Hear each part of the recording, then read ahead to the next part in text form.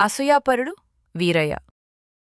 అనగనగా ఒక ఊరిలో రంగయ్య అతడి తమ్ముడు వీరయ్య ఉండేవాడు. వారిద్దరికీ వారి నాన్న ఒక్కొక్క బర్రెనిచ్చాడు. అన్న బర్రెకు బాగా గడ్డిని తినిపించి అది ఇచ్చిన పాలను పట్నంలో అమ్మి డబ్బు సంపాదించేవాడు. కాని తమ్ముడు మాత్రం తన బర్రెకు సరిగ్గా తిండి పెట్టేవాడు కాదు. ఆ బర్రెపాలు ఇవ్వకుండా నీరసంగా ఉండేది. ఒకరోజు తమ్ముడు అసూయతో విషం పెట్టి తన అన్న బర్రెను చంపేస్తాడు. అది తెలుసుకున్న అన్న చాలా బాధపడతాడు. తరువాత అన్న బర్రె చర్మంతో డోలును తయారుచేస్తాడు. పట్నానికి వెళ్లి ఆ డోలుతో బాగా డబ్బులు సంపాదిస్తాడు. ఆ వచ్చిన డబ్బుతో పెద్ద ఇల్లు మరియు కారు కొంటాడు.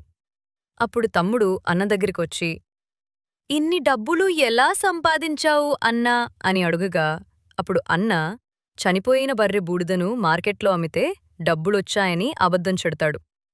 అది నమ్మి తమ్ముడు కూడా అలాగే తన దగ్గరున్నటువంటి బర్రెను కూడా చంపి దాని బూడిదను అమ్మడానికి మార్కెట్కు వెళ్తాడు.